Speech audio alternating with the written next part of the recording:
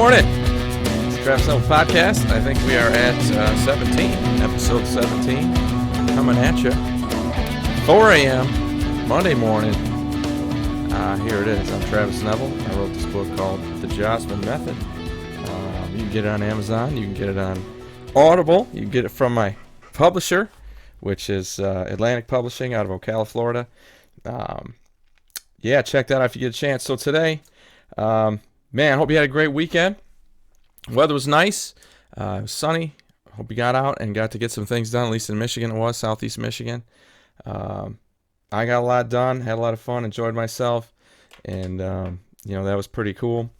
But I'm working on, I wanted to talk about leadership, and that, it's just such a big-ass topic. You know what I mean? Like, you can go into that, you can attack that from so many different angles. And there's so many people that you could mention, and shit. I'm guilty of it too. Like if you look at my Instagram page, it's all quotes. You know what I mean? And this, what I started doing this weekend got me thinking maybe that might not be where I want to go. And the cool thing about dropping something on Instagram where it's just a quick quote, somebody can read that and it might get them thinking, might get them inspired and move them forward a little bit, and that's a good thing. And you'll notice that I never quote myself. You know what I mean? I'm always quoting people who are smarter than I am, or certainly who have been there before I have. But here's the thing. I mean, that's why reinvent the wheel. You know what I'm saying? Like, this is what I keep finding out. The longer I run this podcast and the more I do this stuff, everybody else has already thought the thoughts that I'm thinking. I'm just kind of wrapping them in my own little, package. And, and that's the angle we're taking. But, if leadership is a thing that you're interested in, I don't know if I'm the guy to start talking about that with. I mean, I love to have the conversation, but like I said, why reinvent the wheel? So many people have been so successful at doing it over the years. And what really got me thinking about all this from the beginning is I'm reading another biography about Theodore Roosevelt. And he's a guy to me that has always been really interesting because he's just so dynamic. I mean, and we're going to go into some of his stuff here in a minute, but, I figured if I was going to talk about leadership, and I'm like, all right, I'm going to do this leadership podcast and I'm going to talk about all this and talk about all that. Well, it would have taken me, it'd take you days to go through all that. So I ended up paring it all down and just going back to Teddy Roosevelt. I mean, what made this guy? I mean, there aren't going to be a whole lot of people in the world who are going to tell you that he wasn't a good leader. You know what I mean? In my mind, he's probably the best president that we've had. And I know that's a toughie. I mean, basically anybody on the, Mount Rushmore, they're pretty damn good at what they did. There's no doubt about that, and they were excellent leaders. But the difference, I think, about those guys, people who are on Mount Rushmore, the best leaders that we've had, I mean, arguably, is the difference between saying the shit and doing the shit. Like, again, after reading about Teddy Roosevelt, like, he didn't say much. Like the walk softly and carry a big stick. You guys have probably all heard that one. And he was talking about his policies in South America and in middle, or the area between North America and South America is a fucking, wow, I just had a complete brain fart on fucking geography. But anyway, so everybody knows that quote. But outside of that, the guy didn't say much. He fucking did everything. Like, he just did shit. And a lot of times he did it, like, without asking permission. He just knew it was right, so he did it. And, I mean, this is the parallel's the wrong word, but the contrast that I kept finding. Like, as successful as this guy was by doing things that way, get the fuck out of my way, I'm going to get this done. And that's why he got into leadership to begin with. That's why he got into politics. Politics at the time was basically run by a bunch of fat cat businessmen at that point. And their advantage, the reason they wanted to do it, was they could get out there and change laws and change rules that would change economic policies, which would make them more money in the end. You know what I mean? So politics was just kind of a con. I mean, even the New York Police Department, Teddy Roosevelt at one point was the director or the chief or whatever the heck they called him. It was corrupt as shit. Like, you could basically buy any legal outcome you wanted, and corrupt as shit. And within a couple of years, he turned it into like a high level, legit militaristic police force that was good at what they did. Like he would fucking go into plain clothes and go walk around as a regular citizen and try to catch cops fucking up, doing shit wrong, or you know what I mean. And he didn't have to do that for very long. And like I said, couple years. That's a big ass city. That's a lot of cops, and he was able to fix that. Obviously, he was delegating a lot of things as well, but he didn't say anything about that. He said our policy is gonna be X, Y, Z. He just went and fucking did it. Like I think about the Monroe Doctrine, which basically ended the period of colonialism in the Western Hemisphere. And what I mean by that is, and I'm going to get the countries wrong, but a European country was still kind of fucking with, I think it was Spain, was still fucking with Colombia or something, one of those countries in South America that was originally a Spanish colony. Spain was still fucking around with them. And Teddy Roosevelt said, any European anything that comes to the Western Hemisphere and fucks with anybody over here, the United States will personally take that as an insult, even if it's not us. And that was it. That was the end of the colonialism era. You know what I mean? There was never another European country over here trying to say they owned anything. Because first of all, Teddy was a badass. People knew that he wasn't going to take any shit. And second, he had this idea that, hey, I'm helping to make this country strong, the U.S. I've made us into the superpower in the beginning of the 1900s. And, I made this great place to live, and I want it to be my playground and the playground of other Americans. And I don't want them to have to worry about other countries coming over here. So that, with the exception of terrorism, basically, we're looking at over 100 years of not having anyone come over here and fuck with us. And you can thank Teddy Roosevelt for that. I mean, that's what the Monroe Doctrine is. And he did that without even asking anyone in South America for permission to do it. He just fucking did it. He was an actions guy. Like, I'm going to go through some of the things that he did and kind of the highlights of his career. And none of them, not one of them is a fucking quote. You know what I mean? None of them is a fucking quote. I feel like everybody gets so worked up about Trump. And I know he's a fucking hot button guy. And I'm not really a supporter of his. I'm not really a detractor of his. I guess I don't know enough to have made an opinion. But I think that I know this, that people made their opinions on him based on the shit that he said. Like, if you could go back over the last 4 years and delete everything that was on Twitter from him, and a lot of the things he said in public, shit, let's say all of them, take away everything he said, either through Twitter or from talking, and just look at what he did for the country, I wonder if people would look at him completely differently. You know what I mean? And I'm not saying that he did a great job, because I don't really know. I don't have a resume on him, like, of the things that he accomplished. And I think a lot of times for president, you don't get the end of that list until years after they're gone, because you put things in motion that might happen later, right? So we don't know that. But the point I'm trying to make is this: real leadership, it just doesn't usually have much to do with what you say. You know what I mean? It's what you fucking do. All right? Now, I'll reel that back and let's talk about Lincoln, okay? Another amazing fucking president, another great leader. Guy did some amazing shit. Now, the Gettysburg Address. Several other really amazing speeches and letters that he's famously written to people. I watched Saving Private Ryan for the first time not too long ago, and, they talk about this letter that he supposedly wrote to somebody in the Civil War. Fucking guy could use words. Holy shit, was he smart that way. Man, could he speak and write. Brilliant shit, like inspirational shit. Now, that's true, but he had a ton of fucking accomplishments as well. Now, Roosevelt, great speaker as well, great orator, but again, he never said anything that was, again, people don't usually quote him. Not often. Great speaker, and that's how he got people to like him, essentially, but he knew his job was to get shit done. So let's talk about some of the things he did. He basically created the beginning of the child labor laws here in the U.S. At one point, like either right before he was president or right after he became president, 1 in 5 children in the United States, and I think they quoted it as anybody under 13 or 12, 1 in 5 was working, like in a mine or a sweatshop, basically, or a lumber mill or some place where they could basically get killed. 1 in 5. And poor people were, I mean, they're so fucking poor. If they didn't, I mean, there was no welfare program, and, I go back and forth on that one, but you need at least some of that. So he created some of that stuff as well. And so that's a great thing that he did. I don't know if you're going to hear anybody argue, you know what, fuck, that 8-year-old ought to be out there working.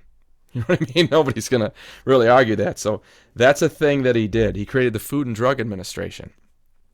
Like it or hate it, I know it takes a long time to get stuff through there, but once shit gets out, it's safe. You know what I mean? You're not going to have rat meat in your hot dogs. You know what I mean? You're not going to have rotten this, and like the FDA makes it pretty hard to create, to make money selling food. I mean, unless you're at a farmer's market or something, but the stuff that's packaged and you find in the grocery store, you can count on it being healthy. I mean, it's going to be a really rare deal when something bad happens with something like that. FDA, good thing. That's a thing that he created. There was a coal strike at one point in our country, and it was getting into fall, and most people heated their homes with coal at that point. So not only was the management of the company worried because they weren't making any money, and the employees, they were worried because they weren't working and making any money. Everybody in the country was like, where the fuck are we going to get our coal? It's about to get cold out. So what Roosevelt did is he stepped in and he said, all right, well, I'm just going to bring National Guard down there and take over the mine and start running it because the country needs the coal. So imagine what that would do to the management and labor. Okay, they would immediately both be placed back on their heels and probably be very willing to go in and talk, right, and to start making some deals. And that's exactly what happened. He was able to get past it. But again, he just went and did it. He was like, well, fuck these motherfuckers. This is what I'm going to do. And bam, he got it done. He didn't worry what people would think. He knew he had 4 years in there. You know what I mean? So, hey, I'm going to do the best I can while I'm here. He was, they called him the antitrust, something like that. The trust buster, I think they called him. At that point in the world, that's when you had your major tycoons. You had your J.P. Morgans and your Vanderbilts and your, the big names, big money people that were worth more than God, basically. Well, there's this one guy that owned basically every railroad in North America. Now you think about that. Imagine that there was somebody who owned every semi-truck in North America, including the ones that deliver your Amazon goods. And that one person could decide, we're going to go on strike, or we're going to shut down for a few days, or we're going to do that. One person essentially had the power to crash the economy of the United States. And that's what railroads would have been back then, right? So Roosevelt's like, that guy's not an elected official. I don't trust that dude. This isn't going to work. So it went all the way to the Supreme Court, and they busted it up, and he had to sell it all off. And then those railroads were owned, bunch of them owned by a bunch of different people. And same thing, it was just a thing he did. He didn't put out quotes about it. He didn't, when it was done. And, I talk about his actions, but he did create the White House press room, which is still in use today. And what he did with that was he would daily have updates go out to press people. And that was a little bit self-serving, I suppose. What he wanted to do was get news of what he was doing out to basically middle-class workers and lower-class workers who, they'll read newspapers. So he had to get that information to the newspapers so that they knew what was going on. And that was him letting the people know, hey, here's what I'm doing to help the country. You know what I mean? So he did do that. But other than that thing, and that wasn't, I don't know. You got to have some of that in your life. If you're doing good things, you can't hide it from your boss, right? You don't run around with it on a flag and run around the office with, I just got an A+ on this test or something. But you got to get some of that out there. He won the Nobel Peace Prize, Teddy Roosevelt did. And he did this. He had the first black dude to ever eat in the White House was Booker T. Washington. And he came there on invite from big man TR, Teddy Roosevelt. And they ate dinner and they talked about whatever. I'm sure you can look that up and figure that out. And everybody's like, oh, that means he's a great, he's a champion of race relations. And yeah. Well, You know what he also did? I mean, he supported massive Asian restrictions to stop Chinese specifically and Japanese specifically, two separate acts restricting them from coming to the country and taking jobs. He specifically restricted those two countries from sending people over here. So before you think he's this great, champion of race stuff, he was, to the extent that he wanted Americans to have access to these jobs. That's why he did it. So, things were different then, and that's just how things went. He created the national park system. Pretty fucking amazing. Speaking of that, and again, here's a guy, he was a Republican, okay? A lot of Republicans right now who are champions for the environment? I mean, not really. The way that he became vice president was he had pissed off basically the whole Republican Party. And at that time, vice president was basically like, I'm going to piss off a bunch of people I know right now, but it was like being an assistant principal. It was basically a powerless job. You handle discipline and that shit as a assistant principal. What does the vice president fucking do? Right? Back then, basically nothing from what it sounds like. So he had pissed off so many people in the Republican Party that when that vice president spot needed to be filled alongside of McKinley, the Republicans created a campaign on Roosevelt's behalf to get him into that vice president spot because they figured it would make him less powerful because he'd pissed them all off. That might be one of my favorite things about this guy, about the leadership piece from him.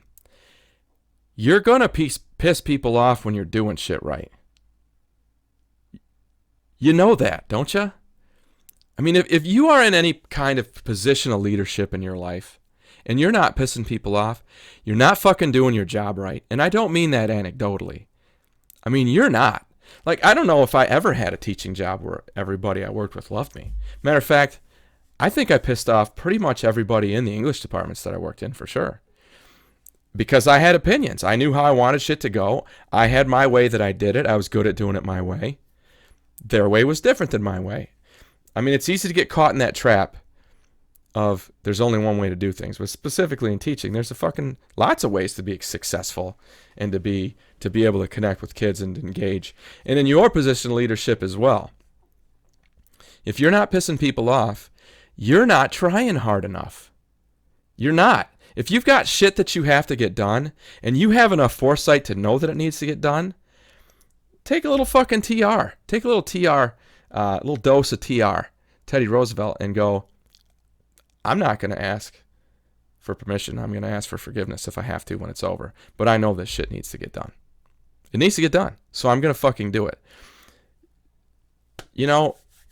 Especially now, when you are in a position of leadership, the social media bullshit, man, is it easy to listen to that and take your detractors seriously. If you are the type of leader who, again, is trying to navigate this world of leadership and never piss anybody off, you fucking suck at your job.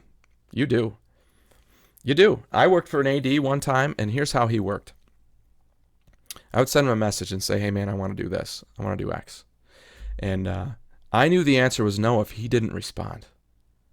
He didn't respond because he was too much of a pussy to tell me, no, you can't do that. How do you respect a guy like that? You know what I mean? Like, how do you fucking respect a guy like that?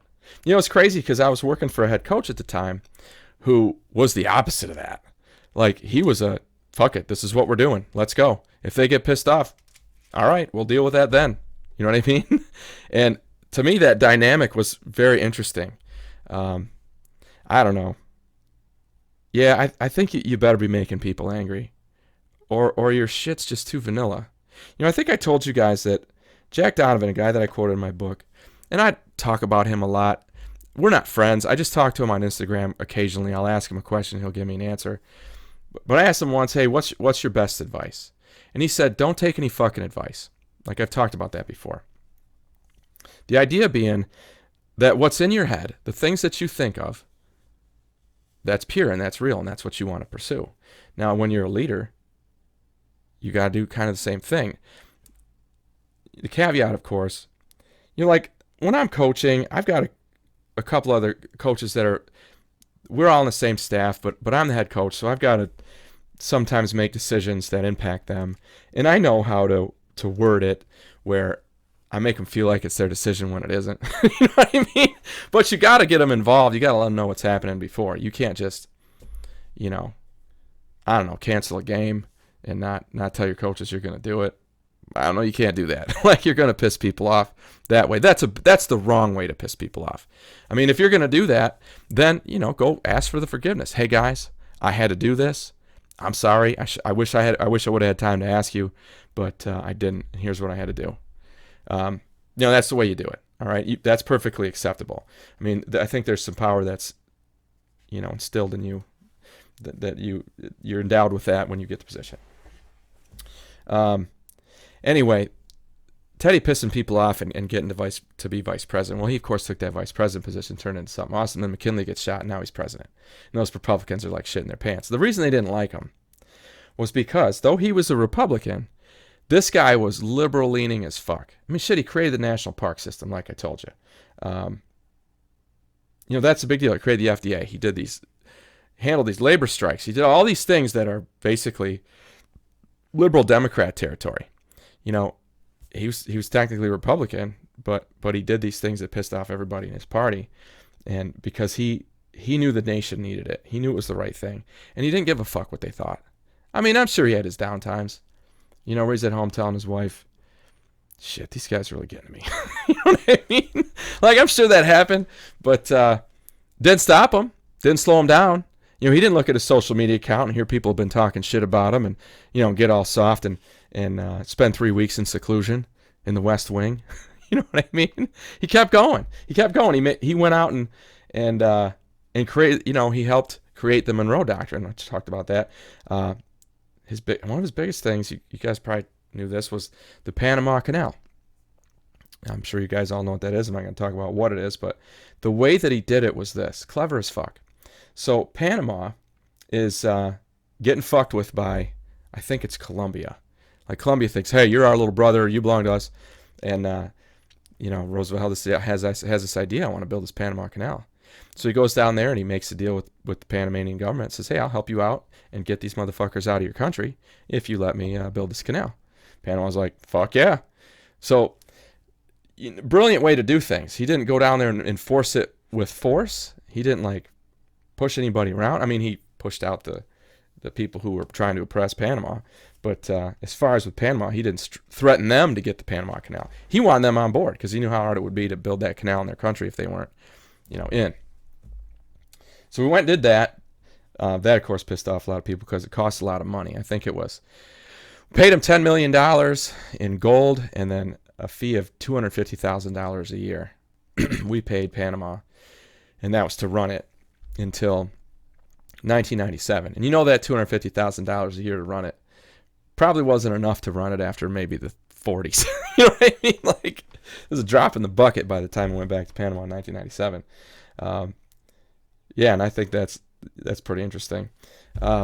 So that leadership thing, like I said, I could go on and on about shit that Teddy Roosevelt did, but the theme here is just that they were actions. I mean, so many times he didn't ask for permission, and he probably didn't even ask for forgiveness after, but he got the shit done. He wanted to do some things that were going to stay there and last and be there long after he was gone, and fuck, he was successful.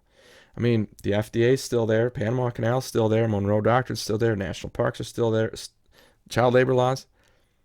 That shit's all still around. It's still highly regarded as being great shit, and it was over 100 years ago. That shit was going on in 1906. A long fucking time ago. The guy's pretty forward thinking. And I think a lot of times that's what leadership is. If you really want to be good at it, you have to be thinking outside of what's going on right now. Because that popular opinion, that's all it is popular. I'm not going to talk about my fucking governor, Gretchen Whitler. And I hate saying this, but as I learned more about Teddy Roosevelt, I started seeing some parallels with her. And this is all I mean. I mean that she had this idea that I know what's best, fuck all of you, I don't care that you're the ones who elected me. I don't care that you're the ones who live here. I know what's best for you, so I'm going to do what's best for you, and that's that. But none of it had long-reaching effects. She didn't create the national park system. She didn't create child labor laws. She just kept shutting us down and pissing us off and fucking with our economy. I mean, none of that is long-lasting and good for the country. You know what I mean? She'll have no legacy other than people remembering that they hated her. I mean, there's no legacy there. You know what I mean? So the similarity is that she did shit without asking permission, and I guess at least on the surface acted like she didn't give a fuck what people thought. The difference was Roosevelt was actually doing things that were going to last forever and be good and fix problems, fix real problems, not be a social media hound and not try to just bring attention to himself. I mean, he cared very little about that. So there is that one similarity. But again, like I said, that the difference is the long-reaching effects. And she will never step outside of her party lines because she knows who got her there and she knows whose ass she's kissing to get to the next level, if that's going to happen, which I hope it doesn't. But he didn't give a fuck. I'm a Republican. I don't give a fuck. That's how I got here, but this is what needs to be done, so I'm going to do it. You know what I mean? I'm going to get it done. Yeah, so that's the main difference. I don't mean to draw parallels between those two because one of them I'm really impressed with and the other one I'm not. Yeah, that's leadership. So bringing it all together, if you are in a position of leadership, like I said, and you haven't ever pissed anybody off, you're not working hard enough. And if you're in a position of leadership and you have pissed people off and it's really bothering you, you got a couple options. You can suck it up and get your shit together, or you could seek another way to make money. You know what I mean? You could pick up another job. But I recommend you choose option A, and that's find a way to really understand that heavy is the head that wears the crown, okay? It's a tough job. Okay, if it weren't a tough job, they wouldn't pay you what they're paying you to do it. All the good things that come along with your job, they wouldn't be there, okay? It's your job in leadership is difficult. You're going to piss off the people that you are leading from time to time. You have to have that confidence. You have to be able to see way further out than the public can. You have to be able to see way further out than popular opinion can. You know what I mean? I can remember times when I was coaching, not here, but where I had parents questioning shit that I did, and you didn't do this or you did that. I'm thinking, you know what, bro, come to practice every day. You know, sit in meetings, figure out what we're doing, look at the strategy we're gonna take against this film that we've seen. Watch the kids in practice, know who can do this, who can do that, and then come out on Friday night and tell me I'm doing it wrong. You know what I mean? Because I bet you won't. If you got a better plan, fuck, I'm all ears. You got a way that's going to work better than what I'm doing? Come on. I mean, I would love to hear it. I want to get better. You know, I want your team to be better. But you can't let that run your life. You know what I mean? Honestly, I really try to look at that in the positions I've been in as, hey, I know I'm doing it right. You know, because you don't piss people off for pissing them off sake, right? You do it like this. Hey, I know this is the right thing, so I'm going to do it. And if it ruffles feathers, if it makes waves, I'm going to be okay with it. And make that deal with yourself before you make the moves. Make that deal with yourself before you go into the position of leadership to begin with. That's just the way it is. That's it. If you're a leader, get the fuck out there, take care of business, and leave it at the office when you go home. You got to know you're going to take some shots. That's just how it is. That's part of being in charge. That's part of being the man. That's part of being awesome. Take your shots, be okay with it, and move forward. Leadership, Teddy Roosevelt, great guy. Check out anything about him you ever find. Like I said, it'll be less about his words and more about his actions, and that's badass. If when you're gone, people talk way more about what you did than what you said, you're doing it right, okay? Same thing in your leadership positions. My name's Travis Neville. This is Travis Neville Podcast. I wrote this book called The Jossman Method. You can get it on Amazon. You can get it on Audible. You can find it anywhere fantastic books are sold. If you need one, hit me up on Facebook. I got a box full of those motherfuckers. I will meet you somewhere, sign one for you, and I'll give it to you for free. Okay? That's it. Leadership. My name's Travis Neville, and I sincerely hope that you will continue to get your shit together.